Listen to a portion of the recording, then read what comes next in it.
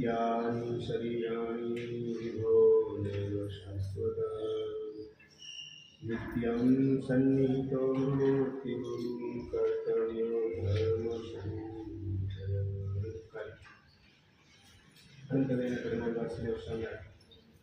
શાસ્ત્રકાર આ મંગળ શ્લોકની અંદર આપણું શું કર્તવ્ય છે અને એ કર્તવ્ય શા માટે કરવાનું છે એ અંગેની ગંભીર વાત કરી રહેલા છે. આપણે જે જગ્યાએ ગોઠવાયેલા છીએ એ શું છે શિરીષભાઈ? બેટલ ફિલ્ડ છે. ગમે ત્યારે ગમે ત્યાંથી ગમે એ વ્યક્તિ દ્વારા એટેક થાય આપણા ઉપર એવી શક્યતા જેમ યુદ્ધના મેદાનમાં હોય છે એ જ રીતે કર્મ સત્તા ચારેય ગતિની અંદર ગોઠવાયેલા જીવો ઉપર અને એમાં પણ વિશેષ પ્રકારે કરીને મનુષ્ય ગતિની અંદર તિર્યંચ ગતિની અંદર અનેક પ્રકારના વિશેષ એટેક કરે છે. એમાં સૌથી પહેલા નંબરનો એટેક બતાવે છે અનિત્યાની શરીરાણી. આપણને મળેલું શરીર કેવું છે તો કે અનિત્ય છે, જે મોસ્ટ નિયરેસ્ટ છે અને આપણે એને મોસ્ટ ડિયરેસ્ટ બનાવેલું છે. સૌથી વધારેમાં વધારે આપણી નજીક હોય તો સેતુ કોણ છે? આપણી નજીક શરીર છે. સૌથી વધારે નજીક આપણી હોય તો શરીર છે. અને નંબર 2 સૌથી વધારે વાલું હોય તો પણ શરીર છે. બીજું બધું ગમે છે ખરું, પણ એ સેકન્ડરી મેટર છે. તમને બંગલો પણ ગમે પણ બંગલાની અંદર આમ આંચકો આવે, પછી બંગલો ગમતો હોય તો ચંદ્રકાંતભાઈ બેઠા હોય ને અંદર આ બંગલો એકદમ વાલો છે, બંગલાને કેમ છોડાય? 1 કરોડ રૂપિયા ખર્ચીને બંગલો બનાવેલો છે, બેઠાનો અંદર કે છોડીને બહાર નીકળી જાય. કેમ તો બંગલો ગમે છે પણ બંગલા કરતા વધારે શરીર ગમે. માટે બંગલામાં ધ્રુજારી આવે, ધરતીકંપનો આંચકો આવે એટલે બંગલાને છોડી અને શરીરને સાચવવા માટે તમે બંગલાની બહાર દોટ મૂકવાનું કામ કરો. તમને તમારા સરસ મજાના નવા કપડાં હોય પણ ગમતા હોય, પણ નંબર 2 દિવાળીના દિવસોની અંદર બાજુમાં ફટાકડા ફૂટતા હોય ને ફટાકડાનો એક કણખો તમારા ટી શર્ટમાં લાગી જાય અને ટી શર્ટ ભળ સળગવા માંડે. આમ ટી શર્ટ કરી નાખો કે ન કરી નાખો?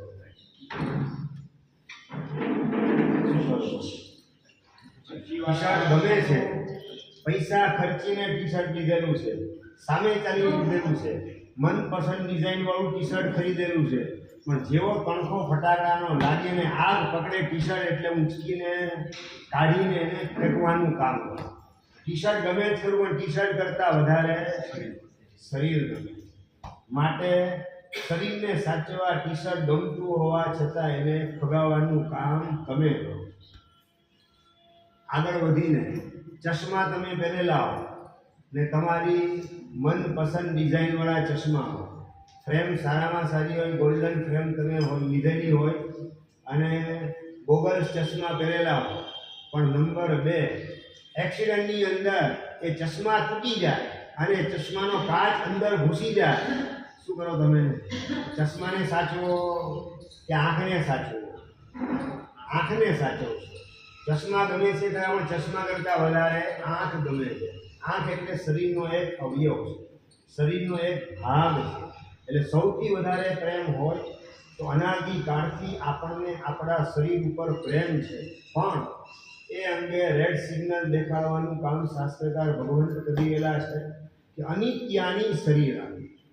જે શરીર તને ખૂબ વાલું છે, જે શરીરને સાચવવા માટે 24 કલાક આપણે કાળજી રાખવાનું કામ કરીએ, 24 કલાક એને સાચવવાનું કામ કરીએ, 24 કલાક એને જરાય તકલીફ ન પડે એનો જ વિચાર મનની અંદર ઘૂંટાતો હોય, પણ એ શરીર અનિત્ય છે. ગમે ત્યારે હાથ તાળી આપીને છટકી જવાનું. એ શરીર કાયમ માટે ટકે તેવી શક્યતા નથી. ગાડી ફૂલ સ્પીડની અંદર આગળ વધી રહી છે રસ્તા ઉપર. બોરડીના ડૉક્ટર પ્રકાશચંદ પૂનમિયા સેલ્ફ ડ્રાઇવિંગ કરી અને ગાડીને આગળ રોડ ઉપર આગળ વધારી રહેલા છે. સવારે 9 થી 10 પોતાની પત્નીનો જન્મ દિવસ એની ઉજવણી કરેલી છે. જન્મ દિવસની ઉજવણી કરી અને પોતાની પત્ની, પોતાનો દીકરો બધાને ફરાવવા માટે પોતે નીકળેલ છે અને ગાડી ફૂલ સ્પીડમાં આગળ વધી રહેલી છે અને સાઈડમાં આવેલું ટેન્કર એને અચાનક ટક્કર મારવાનું કામ કર્યું અને ટેન્કરની ટક્કરના કારણે પત્ની એકદમ જીવલેણ હાલતની અંદર ગોઠવાઈ ગઈ. એવો કરુણ અકસ્માત થયેલો છે ગાડીનું તો ત્યાંને ત્યાં કચુંબર થઈ ગયું. ડૉક્ટર પ્રકાશચંદ પૂનમિયા એના શરીર ઉપર પણ ઉજરડા પડેલા છે પણ એટલા ઘાયલ થયેલા નથી, પણ એની પત્ની હતી એમના શ્રાવિકા એકદમ ઘાયલ થયેલા છે. હમણાં જ જાણે કે શ્વાસ છૂટી જશે અને પ્રકાશચંદ પૂનમિયા ગાડીને સાઈડમાં રાખી પત્નીને બહાર કાઢી ઝાડની નીચે પોતાના ખોળામાં માથું રાખી અને પત્નીને આશ્વાસન આપવાનું કામ કરે છે. હાર્ટ ઉપર મસાજ કરવાનું કામ કરે છે. પોતાની પાસે જે ફર્સ્ટ એડની સામગ્રી અત્યારે કશું છે નહીં, પણ છતાં પોતાની રીતે પોતાના નોલેજ મુજબ એને બચાવવાનો જે પ્રયત્ન થાય એ પ્રયત્ન કરી રહ્યો છે. અને એ વખતે એના હોઠમાંથી, પત્નીના હોઠમાંથી કંઈક શબ્દ નીકળવા માંગતા હોય એવું એને લાગે છે. પત્ની હોઠ પકડાવવાનું કામ કરી રહી છે. શું તારી ઈચ્છા શું છે બોલ? 1 કલાક પહેલા જેના જન્મ દિવસની ઉજવણી થઈ એવી પત્ની જન્મ દિવસ સમજી ગયા ને? જન્મનો મતલબ શું ભાઈ? જન્મ એટલે શું? સેતુ જન્મ શબ્દનો અર્થ ખબર છે કે નથી ખબર? શું વાત કરો છો? હેપી બર્થડે ટુ યુ ઘણી વાર તમે કરેલી છે. જન્મ દિવસની શુભેચ્છા ઘણાને પાઠવેલી છે. જન્મ દિવસ નિમિત્તે ઘણા પાસેથી શુભેચ્છાને મેળવેલી પણ છે, પણ જન્મ શબ્દનો અર્થ ખબર નથી. જન્મનો મતલબ ચંદ્રકાંતભાઈ, જન્મ એટલે 3 શબ્દ અક્ષર છે ને, જ, ન, મ. જ એટલે જરૂર, ન એટલે કે નક્કી, એટલે મ એટલે કે મરણ. સમજાય બરાબર? આ જન્મ શબ્દની અંદર એનો અર્થ સમાયેલો છે. જરૂર, નક્કી, મરણ, એનું નામ જન્મ. જેનો જન્મ થાય એનું મરણ જરૂર નક્કી છે, પણ એને ખબર નથી કે મારો નંબર ક્યારે લાગવાનો છે. માચિસ પેટીની અંદર, માચિસ બોક્સની અંદર કઈ દિવાસળીનો ક્યારે નંબર લાગે એ અંગેની કોઈ આગાહી કરી શકાતી નથી. એમ જન્મ જેને લીધેલો છે એનું મરણ ક્યારે આવશે એ અંગેની કોઈ આગાહી કરી શકાતી નથી. આજે 1 કલાક પહેલા જેના જન્મદિવસની ઉજવણી કરેલી છે અને એ જ પત્ની જીવલેણ એક્સિડન્ટની અંદર મરણતોલ દશાની અંદર ગોઠવાયેલી છે અને એ સ્થિતિની અંદર ગોઠવાયેલી પત્ની મોઢામાંથી શબ્દ ફફડી રહેલા છે, હોઠ હલી રહેલો છે, કંઈક બોલવાનો પ્રયત્ન કરી રહેલી છે. બોલ તારી ઈચ્છા શું છે? બોલ તારી જે ઈચ્છા હશે પૂરી કરીશ. મારી ઈચ્છા પૂરી કરશો ને તમે? હા, તારી ઈચ્છા પૂરી કરીશ, બિલકુલ ચિંતા નહીં કર. બોલ તારી ઈચ્છા શું છે? ભાઈ છેલ્લા સમય ઈચ્છા તમારી કઈ પૂછવામાં આવે વિનીતભાઈ, શું જવાબ શું આપશો? જોને કોની ભાષામાં ઇમેજિન, તમે કલ્પના કરો કે આવી સ્થિતિની અંદર હું હોઉં તો મારા અંદરમાંથી ઈચ્છા કઈ પ્રગટ થાય? કઈ ઈચ્છા ઉભી થાય ભાગશાળી? 50 લાખનું ઓલું પેમેન્ટ બાકી છે એ તમે દીકરાને વસૂલ કરવાનું યાદ કરાવો કે બીજું યાદ કરાવો? આપણી આ જમીન છે એના દસ્તાવેજ આ જગ્યાએ મૂકેલા છે, આટલી કંપનીના શેર ખરીદેલા છે. દીકરા દીકરીને શું વાત કરો? ધર્મપત્નીને શું વાત કરો? આ જ વાત કે બીજી કઈ વાત આવે? મરણની સ્થિતિની અંદર હમણાં હું ઉપડી જવાનો, વોટ નેક્સ્ટ, મારું થશે શું? પડઘોનું ભાથું બાંધી લેવા માટે આવેલી આ તક એને મારે ગુમાવવી નથી. આવા પ્રકારનો વિચાર ભીતરમાં જાગે કે ન જાગે? મોત નજરની સામે દેખાતું હોય છતાં એ વખતે યાદ શું આવે? પેમેન્ટ યાદ આવે કે પરલોક અને પરમાત્મા યાદ આવે? પુણ્ય કાર્ય કરી લો એવા પ્રકારનું યાદ આવે? શું યાદ શું આવે એવા સંયોગ? પેમેન્ટનો પ્રેમ જિંદગીભર કેળવેલો છે. પૈસા પ્રત્યેની મમતા અને મૂર્છા ગાઢ બનાવેલી છે. એટલે મોત વખતે પણ એમાંનું કશું ભૂલાતું નથી અને પરલોક કે પરમાત્મા કે પુણ્ય કાર્યનું ઉપાર્જન કરી લઉં એવું યાદ આવતું નથી. પેલી પત્ની જેનું માથું પતિના ખોળાની અંદર છે અને નંબર 2 છેલ્લો શ્વાસ નીકળવાની તૈયારી છે ને એ વખતે પોતાના પતિ તરફથી થયેલી ઓફર, બોલ તારી ઈચ્છા શું છે, જે કઈ તારી ઈચ્છા હશે પૂરી કરીશ. અને એ વખતે પત્ની વાત કરી, મારી ઈચ્છા પૂરી કરશો ને? અરે હવે તને આમાં શું શંકા છે? આટલા વર્ષોમાં કઈ તારી ઈચ્છાને મેં ઓવરટેક કરી, બોલ તારી જે ઈચ્છા હોય તે બોલી દે. અને એ વખતે પત્નીના મોઢામાંથી શબ્દ નીકળે, પોતાનો નાનકડો દીકરો દર્શન એની સામે આંગળી ચીંધી અને પોતાના પતિ પ્રકાશભાઈ, ડૉક્ટર પ્રકાશચંદ પૂનમિયા એમને કહે છે કે તમે આ દર્શનને વેલામાં વહેલી તકે દીક્ષા અપાવજો. આટલું બોલી અને છેલ્લો શ્વાસ છોડી શ્રીજભાઈ આપણા હૈયાની અંદર શાસન વસેલું છે કે સંસાર વસેલો છે એ આ કટોકટીના સંયોગ આવે ત્યારે નક્કી થાય છે. પેમેન્ટ યાદ આવે ને પેમેન્ટ સરળતાથી મળે એમ ન હોય એટલે એના માટે સંઘર્ષ કરવાનો. પેમેન્ટ યાદ આવે મતલબ કે સ્વાર્થની વાત એને હાઇલાઇટ કરવાની. અને નંબર 2 એ ન આપે તો લાકડી મારીને પણ, ગાળી કરીને પણ, અંડરવર્લ્ડના માણસો દ્વારા પ્રેશર લાવીને પણ કોઈ પણ હિસાબે તું ઉઘરાણી વસૂલ કરજે. આ જ વાત મોતના સમયે જો તમે કરતા હો તો અંદરમાં બેસેલા એ સંસારનું સિમ્પટમ્સ, સંસાર અંદરમાં ગોઠવાયેલો હોય. સંસારના 2 સિમ્પટમ્સ, પહેલા નંબરમાં સ્વાર્થ અને બીજા નંબરમાં સંઘર્ષ. આ સંસારના સિમ્પટમ્સ આપણા હૃદયની અંદર ડગલે ને પગલે આપણા સ્વાર્થની ખીચડી પકાવવાના વિચાર આવતા હોય અને એની અંદર કોઈ અવરોધરૂપ બને એટલે સંઘર્ષની અંદર જોડાવા તમે આપમેળે તૈયાર થઈ જતા હો તો સમજવાનું કે અંદરમાં શાસન નહીં પણ સંસાર પ્રતિષ્ઠિત કરેલો. અને અંદરમાં સંસાર ગોઠવાયેલ હોવાના કારણે સ્વાર્થ અને સંઘર્ષ આ 2 પાટા ઉપર જ લગભગ સંસારી જીવોની ગાડી દોડી રહી છે.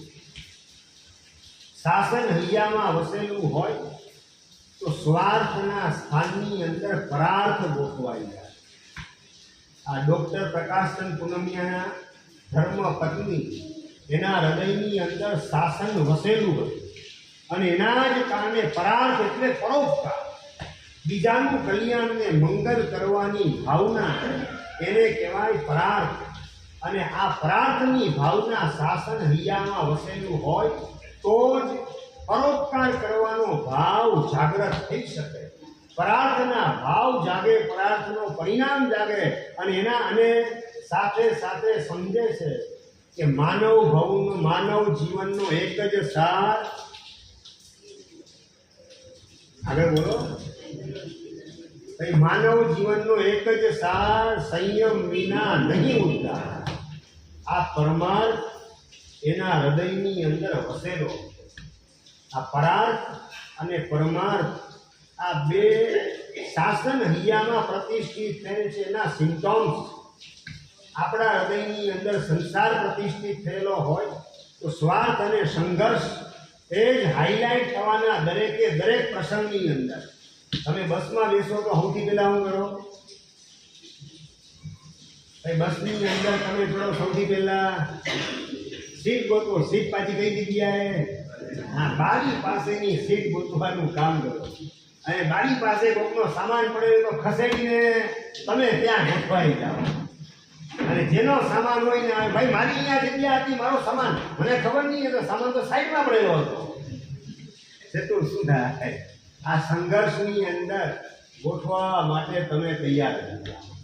સ્વાર્થની ખીચડી પકાવવા માટે જેની સાથે સંઘર્ષ કરવો હોય એ સંઘર્ષ ખેલવાની તૈયારી એ શું દેખાડે છે? ભીતરમાં સંસાર પ્રતિષ્ઠિત થયેલો, શાસન પ્રતિષ્ઠિત થયેલ હોય તો પરાર્થ અને પરમાર્થ ડગલે ને પગલે યાદ આવ્યા વિના રહી.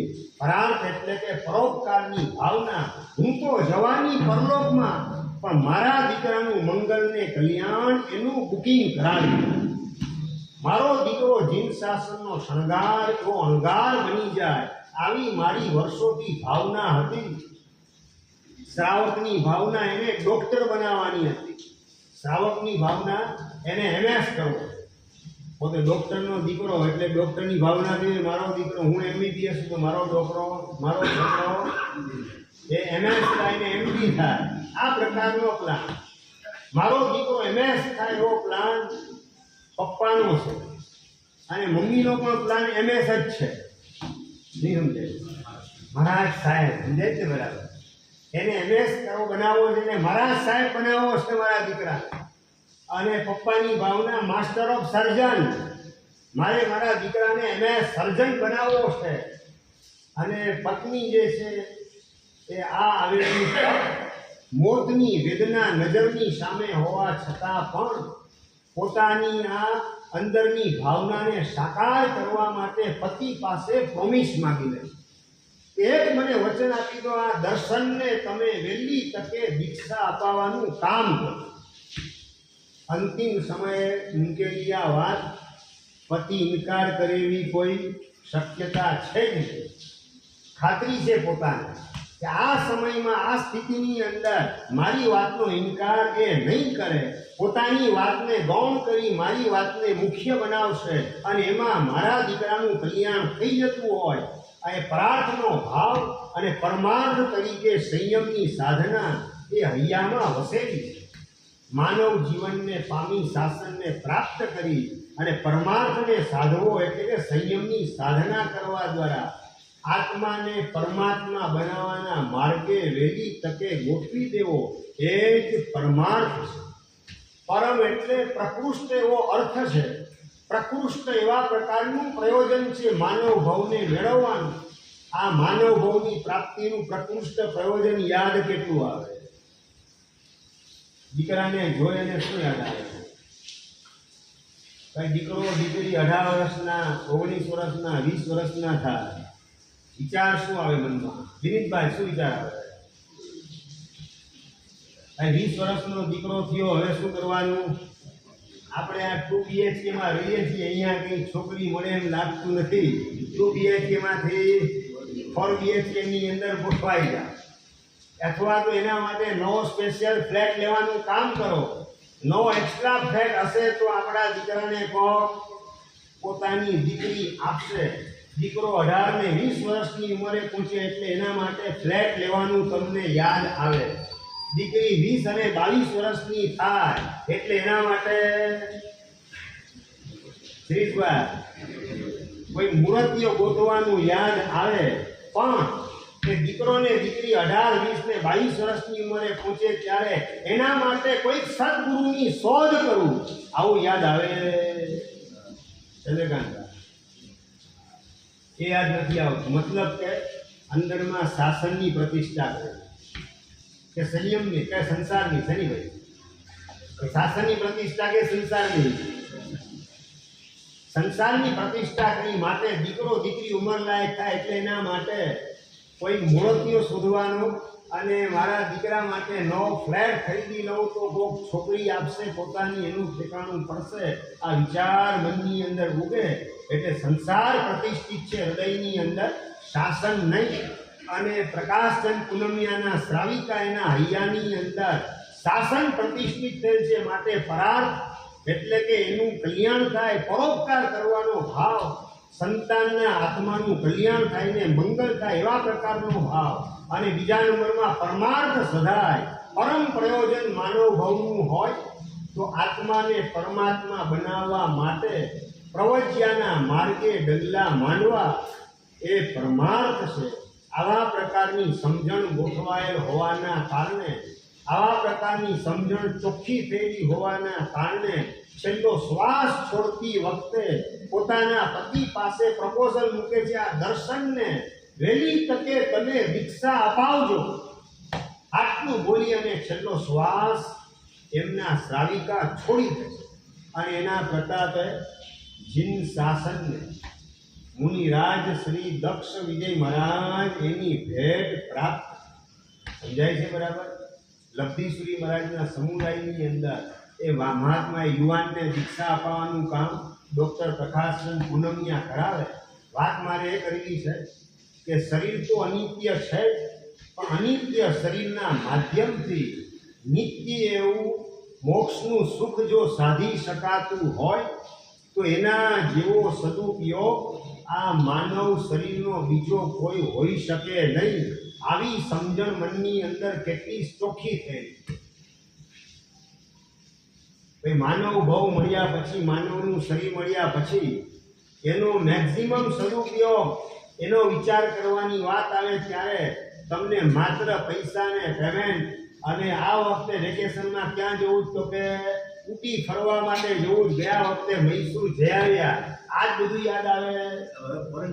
હવે ફોરેનનું યાદ આવે. હા, હવે સ્વિટ્ઝરલેન્ડ જવું. કારણ કે કાશ્મીરમાં જવામાં જોખમ જે ખ્યાલ આવી ગયું છે એટલે કાશ્મીર યાદ આવવાના બદલે શિમલા કે શ્રીનગર યાદ આવવાના બદલે યાદ આવે કે સિંગાપુર જવું છે, બેંકોક જવું છે, સ્વિટ્ઝરલેન્ડ જવું છે.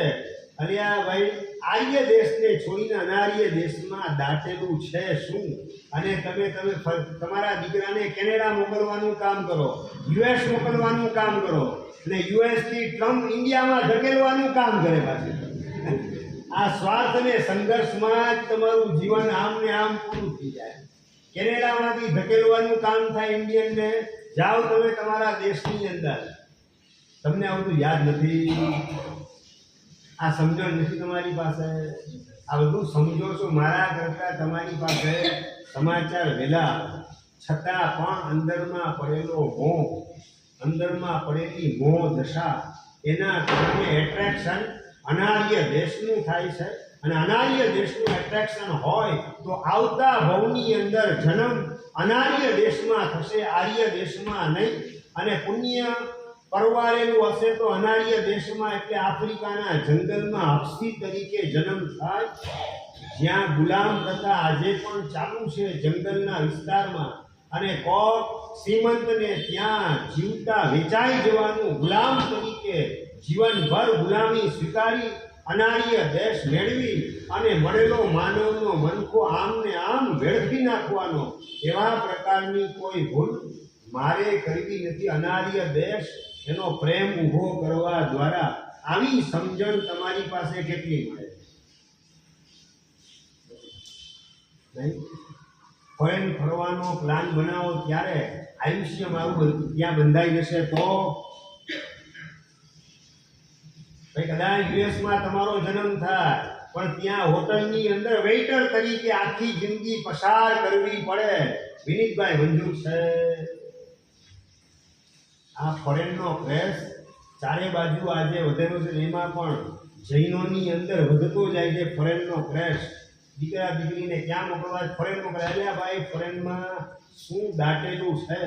અને નંબર 2, નસીબમાં લખેલું એના કરતાં વધારે ફોરેન જાવ એટલે મળી જાય. તમે તમારા દીકરાને ફોરેન મોકલો, તમારા નસીબમાં જેટલું હોય એના કરતાં વધારે મળે.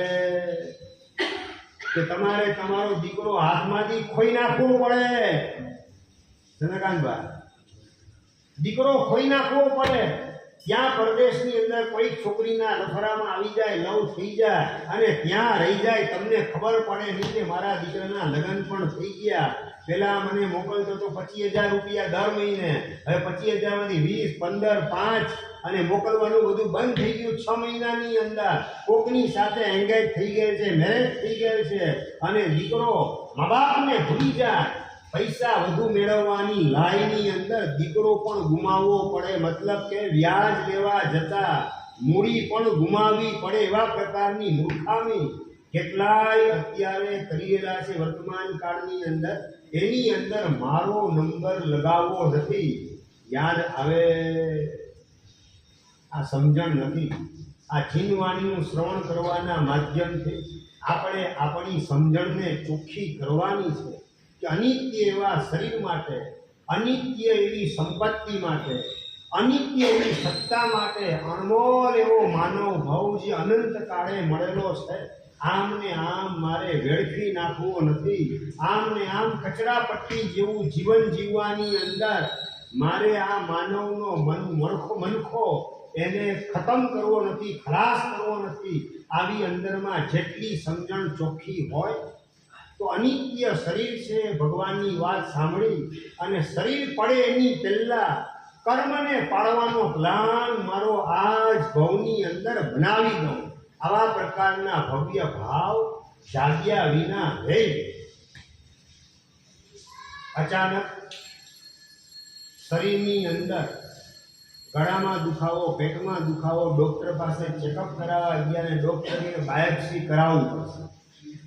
અને જેવું બાયોપ્સીનું નામ સાંભળો એટલે અંદરમાં હરી જાવ. કેન્સર હશે? શું વાત છે, મારે કેન્સર થઈ જવાનું મારા માનવ ભવમાંથી. અંદરમાં એક આંચકો લાગ્યા વિના રહી અને મહેન્દ્રભાઈ ડોક્ટરે બાયોપ્સીની વાત કરી. બાયોપ્સી કરાવવાની રિપોર્ટની અંદર કેન્સર આવ્યું. અબ ક્યાં કિયા ગયા? ભાઈ શું કરવાનું? કેન્સર આવ્યા પછી શું કરવાનું? હવે તો ડોક્ટરની ટ્રીટમેન્ટ કરાવવાની, ઓપરેશન કરાવવાનું, કીમો લેવાનો, રેડિયેશન લેવાનું, પૈસાના પાણી કરવાના અને પીડા બધી ભોગવવાની એક્સ્ટ્રાની અંદર. આ જ રસ્તો પકડવાનું શું છે કે બીજો રસ્તો? આ જ રસ્તો તમને શું છે? પેલા મહેન્દ્રભાઈ એમને લાગુ પડેલો કેન્સર અને ઓપરેશનની વાત, ઓપરેશન કરાવી લીધું, કીમો લીધો, રેડિયેશન લઈ લીધું, બધું શાંતિથી પતી ગયું, પીડા ઘણી બધી ભોગવી, પણ વર્ષ દોઢ વર્ષ પસાર થયું ન થયું અને પાછો કેન્સર રીએટેક, ફરીથી કેન્સરનો હુમલો થયો. ડોક્ટરે વાત કરી, ભાઈ મહેન્દ્રભાઈ તમારે ઓપરેશન પાછું કરાવવું પડશે. થોડા કેન્સરના જમ્સ રહી ગયા, રેડિયેશન લેવા છતાં, કીમો લેવા છતાં જમ્સ થોડા રહી ગયા, એના કારણે ડેવલપ થયેલા છે ને કેન્સરનું તાત્કાલિક ઓપરેશન કરાવવું પડશે. શું કરવાનું ભાગશાળી? કરાવવું પડે. એટલે દરેક વખતે ઓપરેશન કરાવે રાખો, પૈસા ખર્ચે રાખો, પીડા ભોગવે રાખો અને સપના તમે નવી જિંદગી મળશે ના જોવાનું કામ કરો ને સપના એને ધૂળ ચાટતા કરવાનું કામ કર્મ સત્તા કરે એમાં વાર લાગે નહીં. આવો વિચાર, આવી સમજણ એ વખતે મનમાં કેટલી હોય. મહેન્દ્રભાઈ અંદરથી સાવચેત થઈ ગયા કે ઓપરેશન કરાવ્યા પછી પણ જો કેન્સર રીએટેક કરે તો કેન્સર, એના માટે ઓપરેશન કરાવવું, કીમો લેવો કે રેડિયેશન લેવું એ કોઈ સાચો ઈલાજ નથી. બસ હવે તો પરલોકનું કલ્યાણ થાય, પરલોક મારો સદ્ધર બને, આત્માનું ઉત્થાન થાય, એ માર્ગે ડગલા માંડવા છે. અને મહેન્દ્રભાઈ એમણે દેરાસર જઈ દર્શન કરી ભગવાનના અને સીધું 58મું પચખાણ કર્યું. 58મું પચખાણ કરી ભગવાન બસ અબ સોંપ દિયા ઈશ જીવન કો ભગવાન તુમારે ચરણો. ભગવાનને હાથ જોડી પ્રાર્થના કરે છે, બસ પ્રભુ હવે મારું જીવન ડોક્ટરને સોંપવું નથી, આપને સોંપવું. ઓપરેશન થિયેટરમાં જાવ એટલે જીવન તમે કોને સોંપો છો? હજી સિગ્નેચર કોને કરવાની? પૈસા તમે આપો, ₹1,00,000 2 લાખ રૂપિયા. સિગ્નેચર ડોક્ટર કરી આપે ને કે તમારું ઓપરેશન સક્સેસ જશે એની ગેરંટી આપું, હું સિગ્નેચર કરું છું. ડોક્ટર સિગ્નેચર કરે કે તમારી પાસે સિગ્નેચર કરાવી લે? આમાં કંઈ પણ થાય ઓપરેશનની અંદર જવાબદારી ડોક્ટર સાહેબ તમારી. એમ શું સિગ્નેચરમાં શું હોય? હા, જવાબ કંઈ પણ થાય તો ડોક્ટર સાહેબ જવાબદારી મારી છે, તમારી બિલકુલ નહીં. તમને ઉલ્લુ બનાવી અને પૈસા ₹1,00,000 2 લાખ લઈ અને સહી કરાવીને તમે હોંશે હોંશે સહી કરો, એ વખતે કંઈ વિચાર આવે નથી? વિચાર આવે. પરમાત્મા હૃદયની અંદર ગોઠવાયેલા હોય તો સદવિચાર જાગ્યા વિના રહે. ડોક્ટરની પાસે પૈસા અપાવીએ પણ જવાબદારી એની નહીં પણ મારી. મને કંઈ પણ થાય તો આવી એકવાર મૂર્ખામી કરી, બીજી વાર મૂર્ખામી મારે કરાવી નથી. હવે તો ભગવાનને જીવન સોંપવું, ડોક્ટરને જીવન સોંપવું નથી. અને 58મું પચખાણ કર્યું. અઠમ કરતા 1 2 3 4 5 7 10 અઠમ પૂરા. કેટલા?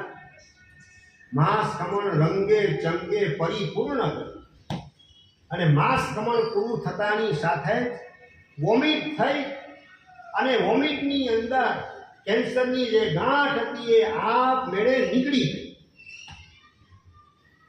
Cancer totally cancel, without medicine, without operation, without chemo, without radiation, without treatment કરાવી પણ કોની તો શ્રમણ ભગવાન મહાવીર મહારાજા એની ટ્રીટમેન્ટ કરાવી, બીજા કોઈની ટ્રીટમેન્ટ નહીં.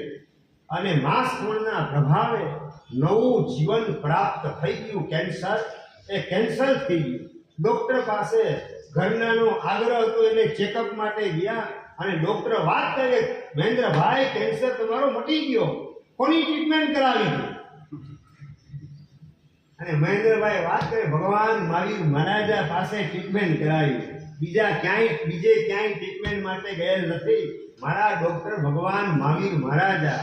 સાચું, તમે ભગવાનને તમારા ડૉક્ટર તરીકે સ્વીકારવા તૈયાર થાવ આવી સ્થિતિની અંદર? હિંમત નહીં, શ્રદ્ધા.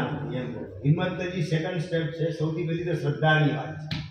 ભગવાનને મારો કેસ સોંપી દઉં તો ભગવાન 100% મારો કેસ સ્વીકારે, કેસ ટેકલ કરશે અને પાર પાડશે રંગે ચંગે. એવા પ્રકારની શ્રદ્ધા ભીતરમાં મળે કે ના મળે? વિચાર ઉગે કે ના ઉગે? નથી ઉગતો. હિંમત તો નથી, પણ સાથે સાથે શ્રદ્ધાની પણ મોટી ખામી છે. અને પેલા મહેન્દ્રભાઈ એને ઝળહળતી શ્રદ્ધા પરમાત્મા પ્રત્યે એના કારણે એમણે માસ પણમાં ઝુકાવ્યું અને કેન્સર થાય. ડૉક્ટરને વાત કરી, ભગવાન મહાવીર મહારાજા એની ટ્રીટમેન્ટ કરાવી, માસ ખમણ કર્યું અને એના પ્રભાવે કેન્સર એ મટી ગયેલું છે. ડૉક્ટર આશ્ચર્યચકિત થઈ ગયા, નવું જીવન મળ્યું. હવે મહત્વનો પ્રશ્ન, મહેન્દ્રભાઈની જગ્યાએ તમે હો અને મારા જેવા કોઈ પ્રેરણા કરે, આગ્રહ કરે અને તમે માનો કે જોને કોની ભાષામાં, પોસિબલ તો લાગતું નથી મને, પણ જોને કોની ભાષામાં માનો કે તમે માસ પણ એ રીતે કરી લીધું, કેન્સરમાંથી તમે ફ્રી થઈ ગયા, હવે શું વિચાર આવે? ચંદ્રકાંતભાઈ, હવે શું વિચાર આવશે? હવે ડબલ જોરથી પૈસા કમાવાનું કામ. એક દુકાનમાંથી 2 દુકાનનો પ્લાન, આજ કે બીજો કઈ. જેમણે જીવન આપેલું છે એમને મારે મારું જીવન સોંપવું છે. આવો વિચાર ભીતરમાં ઉગે કે ના આવે? નથી ઉગતો. એવી નથી શ્રદ્ધા, નથી એવી કોઈ લાગણી ભગવાન પ્રત્યેની જોઈએ તેવી વફાદારી એ પણ આપણી પાસે નથી. માટે ત્યાં શરીર સ્વસ્થ થાય, રોગ ગાયબ થાય, પુણ્યદય થોડો સાથને સહકાર આપે એટલે પાછો એ જ સંસારને લીલોછમ રાખવા માટેની મથામણ સ્ટાર્ટ થતા વાર લાગે નહીં. તો પેલા મહેન્દ્રભાઈ અંદરમાં ખાનદાની હતી અને ભગવાન પ્રત્યેની વફાદારી. જેમણે મને જીવન આપ્યું એને નવું જીવન સોંપવાનું કામ. ખ્યાલ આવ્યો વિનીતભાઈ શું કરવાનો મતલબ? ભાઈ જેણે મને નવું જીવન આપ્યું એને મારે નવું જીવન સોંપવાનું. એનો મતલબ સંયમનો શિકાર. અને મહેન્દ્રભાઈ બની ગયા પૂજ્ય મુનિરાજ શ્રી મૌન રત્ન વિજયજી મહારાજ સાહેબ. દીક્ષા દાનેશ્વરી પૂજ્યપાદ ગુણ રત્ન શ્રીશ્વરજી મહારાજા એમના શિષ્ય બનવાનું સૌભાગ્ય મહેન્દ્રભાઈએ પ્રાપ્ત કર્યું. મૌન રત્ન વિજયજી મહારાજ તરીકે મુનિ જીવનની સાધનાની અંદર લાગી ગયા. મુનિ જીવન મળ્યા પછી નમસ્કાર મહામંત્રની સાધના અને સાથે સાથે સ્વાધ્યાય અને ત્રીજી બાજુ સેવા, આ ત્રિવેણી સંગમ પોતાના જીવનની અંદર ગોઠવી દીધેલ છે. અને એક વખત મૌન રત્ન વિજય મહારાજના મનની અંદર વિચાર આવે કે જે ભગવાને માસ ખમણના પ્રભાવે મને નવું જીવન આપ્યું એ દિશાનો વિચાર ઉગાડ્યો અને આ સંયમ જીવન સુધી મને પહોંચાડવાની ઉદારતા કરી, મારા ઉપર કૃપા વર્ષાવી. તો બસ, તો હવે ભગવાન એણે ભગવાન બનવા માટે જે કર્યું મારે પણ ભગવાન જેવા બનવું છે. માટે ભગવાને જે કર્યું એ મારે પણ કરવું છે. સાચું, ભગવાનના દર્શન દેરાસરમાં કરો ત્યારે ભગવાન થવા જેવું છે, મારે વહેલી તકે ભગવાન બનવું છે, આવો વિચાર અંદરમાં ઉગે.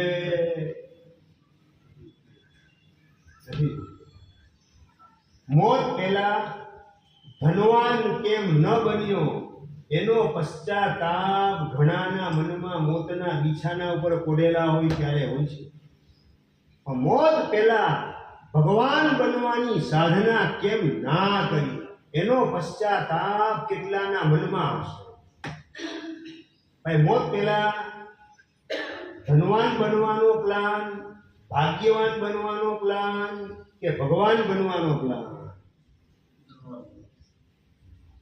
બસ ધનવાન બનવાનો પ્લાન છે, ભાગ્યવાન બનવાનો પ્લાન છે, પણ ભગવાન બનવાનો વિચાર પણ મનમાં ઉગતો નથી. અને મૌન રત્ન મહારાજ, મારે ભગવાન જેવા વહેલી તકે થવું છે, માટે ભગવાને જે કર્યું મારે પણ ભગવાન બનવા માટે એ જ કરવું છે. અને દીક્ષા લઈ અને માસક સમણની સાધનામાં ફરીથી ઝુકાવ્યું. સમણ ભગવાન મહાવીર મહારાજાએ 25મા ભવની અંદર કેટલા માસ પણ કરેલા? જો આ કડકડાટ જવાબ, બધી ખાધેલી બનાવેનો સદુપયોગ કરે છે. અને તમે છે ને શેર બજારનો ઇન્ડેક્સ કેટલો ઊંચો નીચો થાય એ યાદ રાખવામાં બદામ ખાધેલી એનો ઉપયોગ કરો છો. MCX બજારની કઈ સ્થિતિ છે અને શેર બજારની કઈ સ્થિતિ છે અને બજારની અંદર કઈ બજાર તેજીમાં ચાલે છે, આ બધાને યાદ રાખવામાં તમે તમારી ખાધેલી બદામનો ઉપયોગ કરો છો.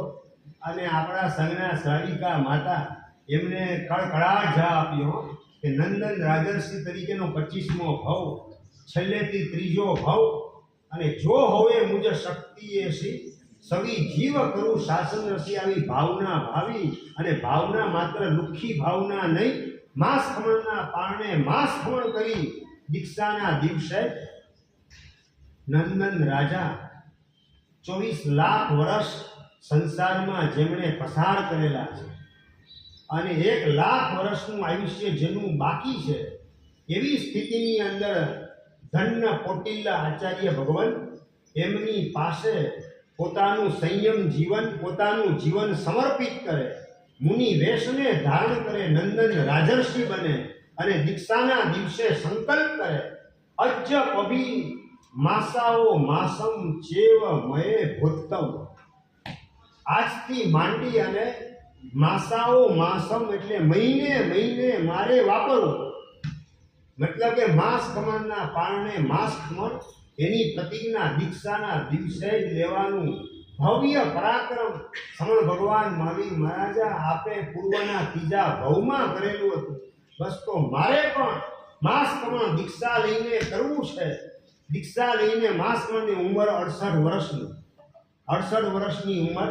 અને 68 વર્ષની ઉંમરે મનમાં થયું કે આ 30 ઉપવાસ, માસ ખમણની સાધના, દીક્ષા લઈને પરિપૂર્ણ થઈ અત્યંત પ્રસન્નતાપૂર્વક, સ્વસ્થતાપૂર્વક અને રોજે રોજ 108 વખત નૌકાર મંત્ર લખવાના, બોલવાના નહીં, લખવાના.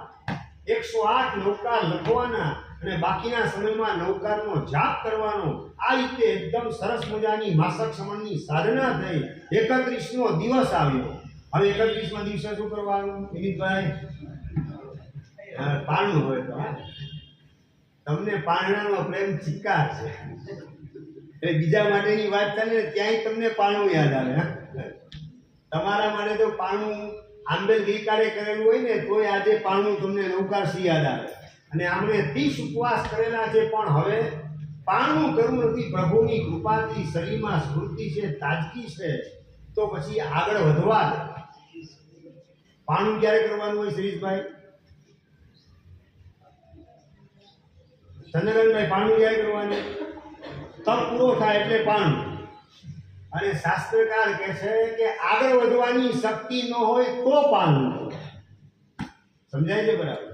આગળ વધવાની શક્તિ હોય તો આગળ વધવાનું, આગળ વધવાની શક્તિ ન હોય તો પારણું કરવાનું. ભગવાનની કૃપાથી શક્તિ સારી છે, સ્ફૂર્તિ સારી છે, પ્રસન્નતાપૂર્વક 30 દિવસ પસાર થયા તો આગળ વધવામાં વાંધો નહીં આવે. એટલે મુંબઈ છે ને એની અંદર, અહીંયા અંજારમાં તો નથી, મુંબઈમાં ડબલ ડેકર બસ હોય, બસની ઉપર પાછી બીજી બસ ગોઠવાયેલી હોય. એમ ડબલ ડેકર માસ ખમણ, સમજાઈ ગયું? માસ ખમણની ઉપર બીજું માસ ખમણ પારણું કર્યા વિના ગોઠવી દીધું. 40, 50 ને 60 ઉપવાસ રંગે ચંગે પરિપૂર્ણ કર્યા. 2 માસ કમળ થઈ ગયા અખંડ. અને પૂજ્યપાદ ગુણરત્ન સુરીશ્વરજી મહારાજ વાત કરે કે મૌનરત્ન મહારાજ તમારે તો 60 ઉપવાસ ડબલ માસ કમળ થઈ ગયું, હવે પામું તમારું. ના ગુરુદેવ, આપની કૃપાથી શરીરમાં સ્વસ્થતા સારી છે, દિવસે પણ ઊંઘવાની મને જરૂરત પડતી નથી આપની કૃપાથી. બસ તો ગુરુદેવ આપ આશીર્વાદ આપો કે 68 વર્ષની ઉંમર, નવકાર મંત્રના 68 અક્ષર, તો હું પણ બોલો, હું પણ કરશો એમ ભાઈ, હું પણ 68 ઉપવાસ કરું. ગુરુદેવની પાસે પોતાના હૃદયની ભવ્ય ભાવના રજૂ કરે. પૂજ્યપાદ ગુણરત્ન સ્વામીની આંખમાં હરખના આંસુ આવી ગયા. 68 વર્ષની ઉંમરે દીક્ષા લેનાર કોક હોય એને જોઈને સાચું મનમાં શું વિચાર કરો તમે લોકો? 68 વર્ષની ઉંમરે કોઈક દીક્ષા લેતું હોય એને જોઈને તમારા મનમાં વિચાર શું આવે? આખી જિંદગી પાપ કર્યા અને હવે આ 68 વર્ષની ઉંમરે કોકને બોજો બની એને દીક્ષાનું જીવન પૂરું કરશે. આ જ વિચાર આવે, બીજો વિચાર આવે. આ ઘરડા ઘડપણે હું દીક્ષા લીધી.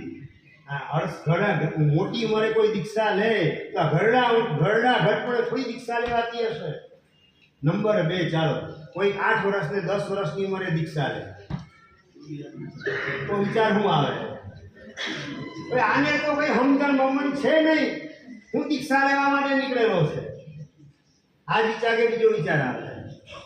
અને નંબર 3, કોઈ 25 વર્ષની ઉંમરે દીક્ષા લે, એના માટે શું વિચાર? મા બાપની સેવા કરવાની ફરજ છે કે નહીં એની? આ ભર યુવાનીની અંદર નીકળી જાય, સીએ થઈને નીકળો, દીક્ષા લેવી તો સીએ ની સીટ શું કામ બગાડવાનું કામ કર્યું? શું વિચાર શું કરો શ્રીજીભાઈ? એટલે ઘડપણમાં દીક્ષા લે તોય પ્રોબ્લેમ તમે ઉઠાવો, બચપણમાં દીક્ષા લે તોય તમે એનઓસી આપવા તૈયાર ન થાવ, નો ઓબ્જેક્શનનું સર્ટિફિકેટ ના આપો.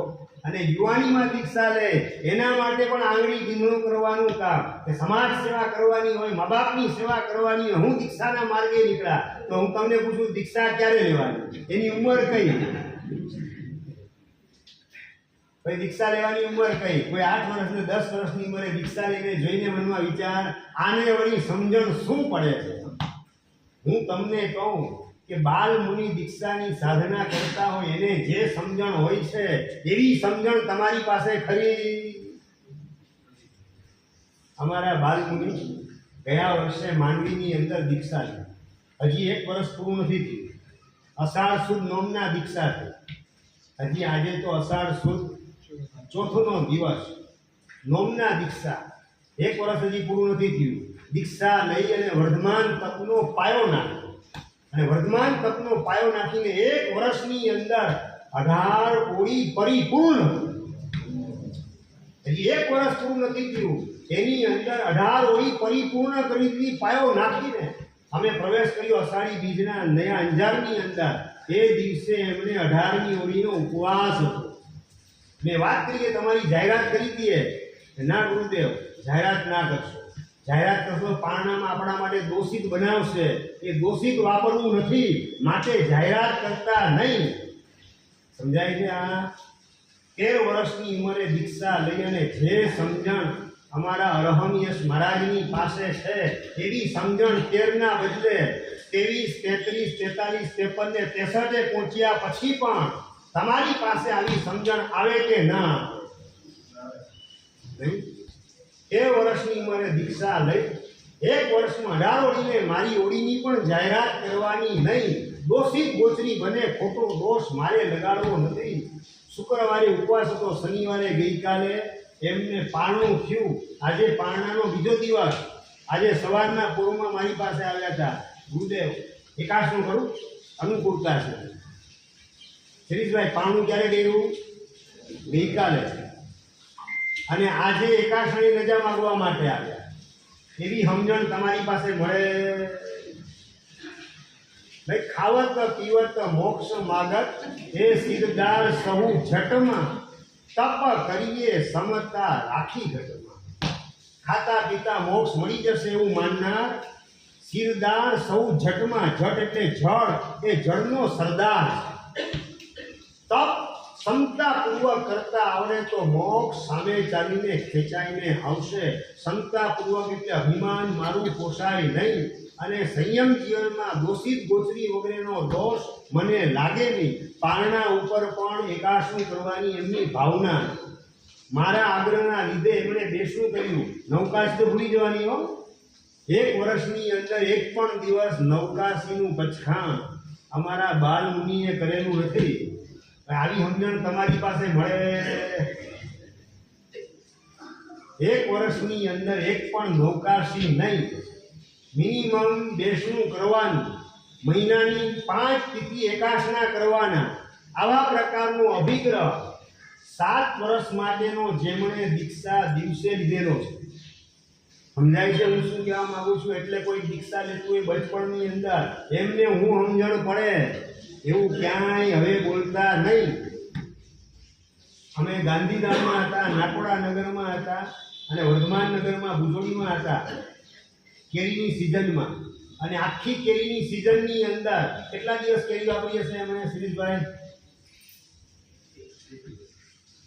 કેટલા દિવસ? ચાલો તમને બીજો પ્રશ્ન પૂછી દો, કાઉન્ટર ક્વેશ્ચન, કે તમે કેટલા દિવસ કેરી છોડો? મહિનામાં કેટલા દિવસ છોડો? આગલા નક્ષત્ર આવે સાહેબ પછી કેરી છોડી. એની પહેલા કેરી છોડે બીજા મહિનાની અંદર 5 તિથિ પણ કેરી છોડો કે ના છોડો? નહીં. 5 તિથિ લીલોતરીનો ત્યાગ નહીં કરવાનો. આ લીલોતરીનો ત્યાગ શિરીષભાઈ સાહેબ કેરી થોડી લીલોતરી કહેવાય. આ દૂધી ને ટમેટા ને ગલકા ને ભીંડા એ બધું સાહેબ લીલોતરીમાં આવે, કેરી થોડી લીલોતરી આવે. તો તમને બીજો એક પ્રશ્ન પૂછી લઉં, તો કેરી સુકોતરી કહેવાય કે લીલોતરી કહેવાય? ચાલો, કેરી સુકોતરીમાં આવે. કેરી સુકોતરી કે લીલોતરી? લીલોતરી છે. જો ભીંડા, ગલકા, તુરિયા એ રાગનું કારણ હોય અને પર્વતિથિના દિવસે ભીંડા, તુરિયા, ગલકા વાપરતા જો આયુષ્ય બંધાય તો ભીંડામાં આપણો જન્મ ન થઈ જાય. માટે ભગવાને કીધું ભાઈ 5 તિથિ લીલોતરીનો ત્યાગ કરજો. તો ભીંડા, તુરિયા, ગલકા કરતા કેરીઓ પ્રેમ વધારે કે ઓછો? તો ભીંડા વાપરતા જો આઠમ 14ના એમાં રાગ થઈ ગયો ને 5 તિથિ આયુષ્ય બંધાય તો આપણો જન્મ ભીંડામાં થઈ જાય, ફસાઈ જવું પડે ભીંડામાં. આવું ન બને માટે ભગવાને કીધું લીલોતરીનો કમસે કમ 5 તિથિ ત્યાગ કરજો. તો કેરીમાં ભીંડા, તુરિયા, ગલકા કરતા વધારે રાગ અને એ વાપરવાનું આપણે ચાલુ રાખીએ તો જન્મ કેરીમાં થતા વાર લાગે નહીં. કેરીની અંદર સળેલી કેરીમાં કીડા તરીકે આપણો જન્મ થઈ જાય. શાસ્ત્રકાર કહે છે જ્યાં આસક્તિ ત્યાં ઉત્પત્તિ, અને એ કેરીની આસક્તિના કારણે મારી ઉત્પત્તિ આવતો જન્મ કેરીમાં, સળેલી કેરીમાં કીડા તરીકે જન્મ થઈ જાય. એવા પ્રકારની મારે ભૂલ આસક્તિપૂર્વક કેરી વાપરવા દ્વારા, કેરીના ટુકડા કે રસ વાપરવા દ્વારા મારે એવા પ્રકારની ભૂલ કમસે કમ 5 તિથિ તો નથી જ કરવી. આવા પ્રકારની સમજણ મળે કે ના મળે?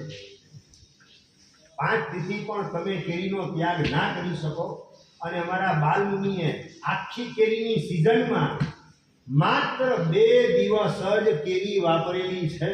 એ પણ અમારો અતિશય આગ્રહ, મારો વિશેષ પ્રકારનો આગ્રહ માટે વાપરીને. એ પણ કેટલી? 1 ટોક્સીની અડધી ટોક્સી.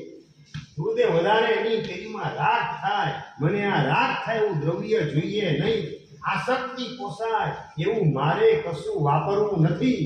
આખી કેરીની સિઝનમાં 2 ટંક કરતા વધારે કેરી વાપરવાનું કામ બાલમુનિએ કરેલું નથી. હવે સમજણ કોની પાસે? તમારી પાસે કે એની પાસે? હું આત્મા છું એવા પ્રકારની સમજણ. મારે મારા આત્માનું મેક્સિમમ હિત કરવું છે, અહિત ભૂલે ચૂકે પણ નથી કરવું. આવી સમજણ તમારી પાસે કેટલી મળે? 1 વર્ષમાં 18 હોળી. એમને ખબર નથી હોળીમાં કેરી નહીં મળે, મીઠાઈ નહીં મળે, ભજીયા નહીં મળે, ખબર નથી. અને છતાં પણ હસતા હસતા પ્રસન્નતાથી ચાલુ વિહારની અંદર આંબેડની ઓળીમાં ઝુકાવાનું પરાક્રમ કરે. બસ પ્રભુ આવું સત્વ મારામાં ક્યારે સ્ફુરાયમાન થશે? આવી મુનીશ્વર સ્વામી દાદા એમને આપણે દિલથી પ્રાર્થના કરવાની. જેસી સંઘના મૂળ નાયક મુનીશ્વર સ્વામી પરમાત્મા આજે દર્શન કરતા કરતા ખૂબ આનંદ આવ્યો અને દાદા પાસે તમારા બધાનો આજે સંકલ્પ મૂકીને આવેલો. ચંદ્રકાંતભાઈ, તમારા બધાના નામનો સંકલ્પ મૂકીને ભગવાન આજે જેટલા પણ વ્યાખ્યાનમાં આવે એ બધાને સિદ્ધિ તપના ભાવ જાગૃત થાય અને રંગે ચંગે નિર્વિઘ્નપણે સિદ્ધિ તપ બધા પરિપૂર્ણ કરે એવી શક્તિ અને ઉજળા સંયોગ આપવાનું દાદા આપ કામ કરજો. જાપ કરતા કરતા સૂર્ય મંત્રનો જાપ દાદાની સામે કરતા કરતા તમારા બધાના નામનો સંકલ્પ મૂકેલો છે. 87 લોકો તો મારી પાસેથી પાસ લઈ ગયેલા છે. મારી પાસે નામ લખેલા છે 87. એ બધાનો સંકલ્પ તો મૂક્યો, પણ આજે જેટલા બધાને સૌને અંતરમાં ભાવ જાગે સિદ્ધિ તપનો પાસ લેવા માટે અને પાસ લઈ અને નિર્વિઘ્નપણે સિદ્ધિ તપના શિખરે બધા ગોઠવાઈ જાય એવી દાદા આપ બધા ઉપર કૃપા વરસાવજો. આ 1 કલાક દેરાસરમાં બેસીને તમારા નામનો આજે સંકલ્પ કરીને આવેલો છું. એટલે હવે તમારો તપ સહેલો કે અઘરો? હવે સહેલો થઈ જવાનો છે. હવે જાજો વિચાર કરવો નથી. 68 વર્ષની ઉંમરે 68 ઉપવાસની સાધના કરનાર, કેન્સરને પણ કેન્સલ કરનારા મૌન રત્ન વિજય મહારાજ એને નજરની સામે રાખો તો તમારો આ સિદ્ધિ તપ એ સાકરનો ટુકડો લાગે, સાકરની કટકી લાગે. ક્યાં ચૂસતા ચૂસતા સાકર ઉતરી જાય ખબર ન પડે. એ રીતે આ સિદ્ધિ તપ ક્યાં પરિપૂર્ણ થઈ ગયો એ આપણને કલ્પના પણ આવે નહીં. કારણ કે આ સિદ્ધિ તપ મહેન્દ્રભાઈની સાધના કરતા બહુ સરળ છે. એમણે કેટલા કર્યા? 68. તમારે કેટલા કરવાના? માત્ર 36. એમને 68 ઉપવાસમાં હોલ્ટ કેટલી વાર, વચ્ચે પારણા કેટલી વાર, બેસણા કેટલા આવે? એકેય ના આવે. અને તમારે 8 બેસણા, 16 ટંક વાપરવાનું અને અત્રવણું ને પારણું તો બાજુ ખરું, એટલે 18 ટંક વાપરવાનું ને માત્ર 36 ઉપવાસ કરવાના. 1 ટંકની સામે 2 ઉપવાસ. અને એમને 68 ઉપવાસમાં એક પણ વચ્ચે હોલ્ટ નહીં, વચ્ચે ક્યાંય આરામ કરવાનો નહીં. એમને દિવસે પણ 1 મિનિટ સુવાનું નહીં. 68 ઉપવાસમાં તમને સિદ્ધિ તપમાં દિવસે 1 કલાક છૂટ સુવાની. સમજી ગયા? બરાબર. હવે એમના કરતા તમારો તપ સહેલો કે અઘરો? હજી આગળ વધીને 68 ઉપવાસની અંદર મહેન્દ્રભાઈને એટલે કે મૌન રત્ન વિજય મહારાજને કંપની આપનારા કેટલા? એક પણ નહીં. અને તમને આખો સંઘ કંપની આપવા માટે તમારી સાથે સિદ્ધિ તપના માનવે જોડાશે. અને એમણે મોટી ઉંમરે 68 વર્ષની ઉંમરે આ 68 ઉપવાસ કરેલા હતા. તમારે યુવાનીની અંદર 68 ઉપવાસની સાધના કરવાની. એટલે એના કરતાં તમારો તપ સહેલો. અને એમણે જે માસ કવણ સંસારીપણે કરેલું હતું એ કેન્સરમાં કરેલું હતું. કેન્સર એની અંદર જો માસ, સાચું બોલો, કેન્સરમાં માસ કવણ કરવું સહેલું કે સાજા શરીરે સિદ્ધિ તપ કરવો સહેલો? આમ સમજણ તમારી બધા સારામાં સારી એટલે પૂછું છું. ભાઈ, કેન્સરમાં માસ કવણ કરવું સહેલું કે વગર કેન્સરે સાજા શરીરે સિદ્ધિ તપ કરવો સહેલો? સમજાય છે? નથી સમજાય? મારી વાત મગજમાં બેસે કે નથી બેસતી? ન બેસતી તો મને કાઉન્ટર ક્વેશ્ચન કરવો હોય તો છૂટ છે પૂછવાની. સમજાય ભાગશાળી? મહેન્દ્રભાઈ એમણે કેન્સરમાં માસ કવણ કરી. આપણે સાજા શરીરે સિદ્ધિ તપ કરવાનો છે. 68 ઉપવાસમાં વચ્ચે ક્યાંય બ્રેક નહીં. અને એમને કોઈની કંપની નહીં. તમને તો જેસીસ નગરના પણ આરાધકો કંપની આપશે. નયા અંજારના અને વર્ધમાન નગરના અને ચંપકનગરના 6 કોટી અને 8 કોટી સ્થાનકવાસી સંઘના એ પણ તમારી સાથે જોડાશે. ખડતર કચ્છના આરાધકો એ પણ તમારી સાથે જોડાશે. ખડતર, અંચલગઢ, તપગઢ, સ્થાનકવાસી, દેરાવાસી બધા ભેગા થઈને જોડાય. એટલું જ નહીં, નાકોડા નગરમાં 45 લોકો આ સિદ્ધિ તપનો પાસ લઈ ગયેલા. કેટલા? 45 લોકો જોડાયેલા સિદ્ધિ તપની અંદર. એ પણ કંપની આપવા માટે તૈયાર થઈ ચૂકેલા છે. તમારું કેટલું અદ્ભુત સૌભાગ્ય છે કે આટલા બધા લોકો સાથે જોડાયેલા હોય પછી તો સિદ્ધિ તપ આપણા માટે એકદમ સેલો શટ થઈ જવાનું. એક છેલ્લો પ્રશ્ન પૂછીને વ્યાખ્યાન પરિપૂર્ણ કરું છું કે જેને પગે ચાલતા પણ ફાવતું ન હોય એવું હાથીનું બચ્ચું બદન્યું હાથીના ટોળાની વચ્ચે હોય ને તો શું કરે? ચાલે નહીં, કૂદકા મારતું. જેને ચાલવામાં એકલ દોકલ મેદાનમાં ચાલવું હોય તો તકલીફ પડે, પણ હાથીના ટોળાની વચ્ચે હોય તો કૂદકા મારતું હોય, સૂંઢ ઊંચી કરીને ચિત્કાર કરતું હોય, ગેલ કરતું હોય, ગેલમાં આવી જાય, મોજમાં આવી જાય હાથીના ટોળાની વચ્ચે. સમજાય કે હું શું કહું છું? તમારે એકલ દોકલે ચાલવું હોય ને તો મદનિયા જેવી હાલત છે. ગબડી પડો તમે સીધી તપમાં ની 98 ગબડી પડો તમે. એકલ દોકલ તમે આગળ વધતા હો તો, પણ આ સિદ્ધિ તપ સમૂહમાં કરવાનો, એટલે કે ગજરાજના સમૂહની અંદર મદનિયા તરીકે આપણે સિદ્ધિ તપમાં જોડાઈએ તો ગબડી પડવાનો હવે આપણા માટે કોઈ ભય નથી. એવા પ્રકારની કોઈ ચિંતા કરવાની જરૂરત નથી, કારણ કે સંઘ આપણી સાથે છે. અને શાસ્ત્રકાર કહે છે સંઘે શક્તિ કલો યુગે. આ કળિયુગની અંદર શક્તિ હોય તો સંઘમાં, એટલે કે સમૂહની અંદર છે.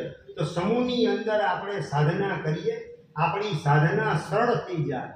અને નંબર 2, કળિયુગની અંદર વિશેષ પ્રકારે સમૂહની અંદર સાધના કરવાની વાત કરી છે, કારણ કે એ સમૂહ સાધનાનો લાભ જગતના બીજા જીવોને પણ પ્રાપ્ત થાય. અત્યારે વિશ્વમાં નજર કરવામાં આવે તો ચારે બાજુ અંધાધૂંધીનું વાતાવરણ છે. એક બાજુ ઇઝરાયલ જુઓ, બીજી બાજુ તમે ગાઝાને જુઓ, ત્રીજી બાજુ હમાસને જુઓ, આ બાજુ રશિયાને જુઓ, યુક્રેનને જુઓ, નજર ચારી ઈરાનને જુઓ ને પાકિસ્તાનને જુઓ તો લાગે કે ક્યારે વિશ્વયુદ્ધ 3જા નંબરનું ફાટી નીકળે. એ વિશે આગાહી કરી શકાય તેમ નથી. ગમે ત્યારે ગમે તે થઈ શકે એવી શક્યતા ઊભી છે. આની વચ્ચે આપણું આ સિદ્ધિ તપ વિશ્વ શાંતિની સ્થાપના કરવામાં નિમિત્ત બને એવા પ્રકારનો ભાવ સિદ્ધિ તપ કરતા કરતા આપણે કરીએ. સિદ્ધિ તપ દ્વારા ઊભું થનારું પુણ્ય વિશ્વના જીવોને શાંતિનો અનુભવ કરાવો. અને નંબર 2, સિદ્ધિ તપ દ્વારા ઊભી થયેલી આત્માની શુદ્ધિ એ આપણને 15 ભવની અંદર સિદ્ધ શિલામાં પ્રતિષ્ઠિત કરો. આ લક્ષ્ય રાખી અને સમૂહની અંદર આપણે સિદ્ધિ તપમાં જોડાઈએ. આપણા આત્માનું પણ કલ્યાણ થાય અને વિશ્વ શાંતિની સ્થાપનામાં નિમિત્ત બનવાનું સૌભાગ્ય પણ આપણા લલાટે ઉદયની અંદર આવે. આ ધર્મ સાધના એનું રિઝલ્ટ મળે છે કળિયુગની અંદર, વર્તમાન કાળમાં પણ મળે છે. સાવ સત્ય વિગત કહું તમને, વૈશાખ સુદ 13નો દિવસ ભુજની અંદર અમે હતા. આદિનાથ પરમાત્મા એની ધજા ચડાવવાનો પ્રસંગ, અને આખા સંઘે ઉછળતા ઉલ્લાસને ઉમંગથી ધજા ચડાવવાનું કામ કર્યું. અને ધજા ચડાવતા સંઘના ભાઈઓ બહેનો સાધુ સાધી બધાનો ભાવોલ્લાસ એટલો આસમાને પહોંચ્યો કે એ જ દિવસે સાંજના 6 વાગે એને સીઝ ફાયર ડિક્લેર થયું. સત્ય ઘટના કહું છું. ધજા ચડી આદિનાથ દાદાની, આ સેતુ સાક્ષી છે. વૈશાખ સુદ 13ના દિવસે અમે ત્યાં ભુજમાં હતા. એક દિવસે ધજા ચડી, એ દિવસે સાંજે ભારત પાકિસ્તાન વચ્ચે બહુ નાજુક સ્થિતિ ઊભી થયેલી હતી. યુદ્ધનું વાતાવરણ ગરમા ગરમ તૈયાર થઈ રહ્યું હતું, અને એમાં સીઝ ફાયર ડિક્લેર થઈ ગયું. એટલે વાત મારે તમને એ કરવી છે કે આપણે ધર્મની આરાધના કરીએ, એનો બેનિફિટ માત્ર આપણને નહીં, દેશવાસી લોકોને, વિશ્વના લોકોને પણ પ્રાપ્ત થાય, વિશ્વ શાંતિની સ્થાપના થાય. એટલે સિદ્ધિ તપ કરતા કરતા ઊભું થયેલું પુણ્ય વિશ્વ શાંતિની અંદર વપરાવ. અને સિદ્ધિ તપ દ્વારા ઊભી થયેલી શુદ્ધિ એ આત્માને સિદ્ધ શિલામાં પ્રતિષ્ઠિત કરો. આવા પ્રકારના સંકલ્પ સાથે સમૂહની અંદર સિદ્ધિ તપના માંડવે આપણે જોડાવાનું છે. અષાઢ વદ છઠના દિવસે, એટલે કે 16 તારીખે આપણે આ સિદ્ધિ તપની અંદર પ્રવેશ કરવાનો છે. અને તમારે કોઈ બેસણાના લાભ લેવાના નથી. તમામે તમામ બેસણાનો લાભ માતુશ્રી સોનબાઈ દામજી વિકમસિંહ પરિવાર, એમણે, એટલે કે હરેશભાઈનો પરિવાર, એમણે આ સંપૂર્ણ લાભ લીધેલો છે. તમારા નસીબમાં તો માત્ર સિદ્ધિ તપ કરવાનો બચેલો છે. બેસણાના બધા લાભ એમણે લીધેલા છે. તો આવી ઉજળી તક વારંવાર આવતી નથી. એ તક એને આપણે ઝીલી લેવી છે, તકને ગુમાવી નથી, એવા પ્રકારના લક્ષ્ય સાથે ઝડપથી ભાગશાળી પાસ લેવા માટે ઊભા થયો. જિનાજ્ઞા વિદ્યાર્થી ઈચ્છા જેની જેની ભાવના હોય એ સીધી તપના પાસ માટે ઊભા થયો. 88 નંબર લકી નંબર આવેલો.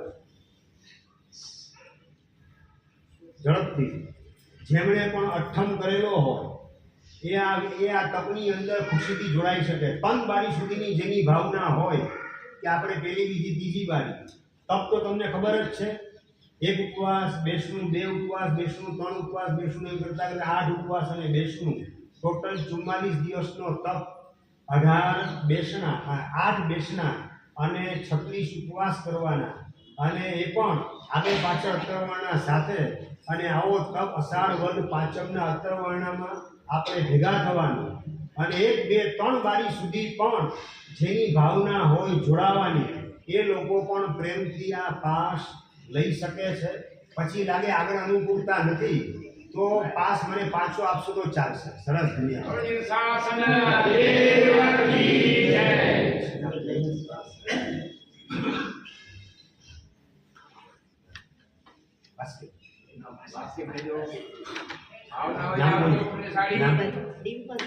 ડિમ્પલ કેવું જોશે?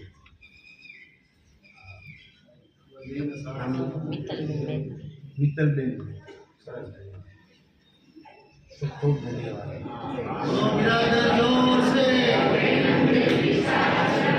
લકી નંબર આવી ગયો, નામ લખાવી મોટે 90 નંબર આવેલો છે. નવડી આવી ગઈ, પુણ્યશાળી.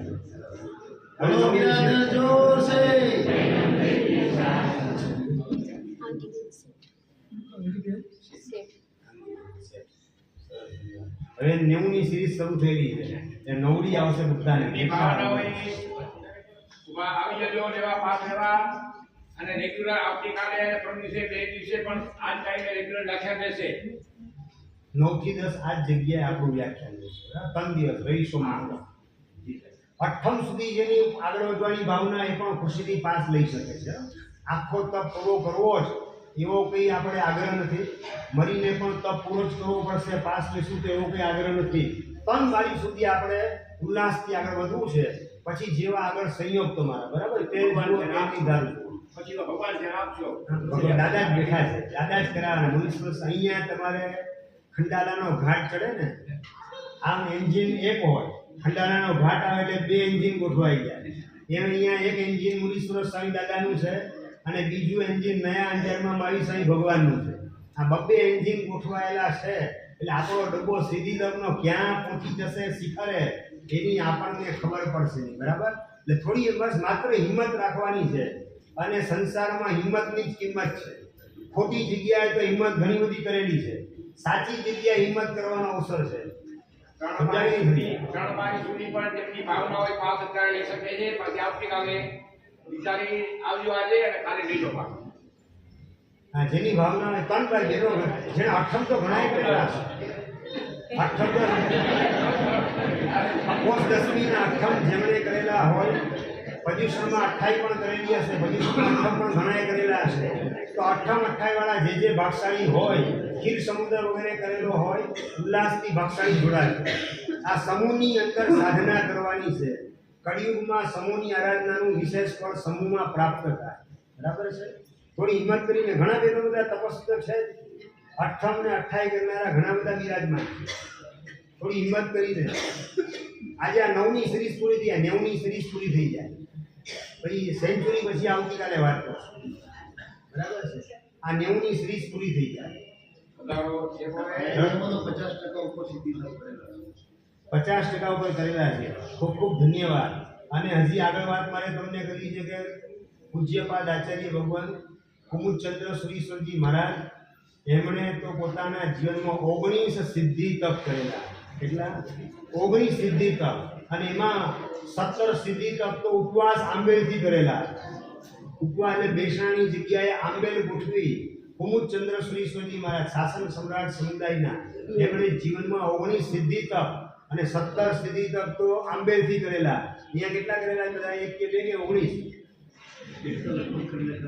એક વાર આજી બીજો બાકી છે ને, પણ હા, અહીંયા જ બધાની આરાધના આજે વિચારી જો બધા ઘરે અનુકૂળતા હોય તો કાલે પાછા લેખનમાં આપણે પાસ આપવામાં આવશે એટલે આજે બધા ઘરે વિચારણા કરીને પધારજો. આ ઘરે જઈ સિટિંગ મીટિંગ કરજો. આવતીકાલે ફિટિંગ તમારું અહીંયા કરી આપે.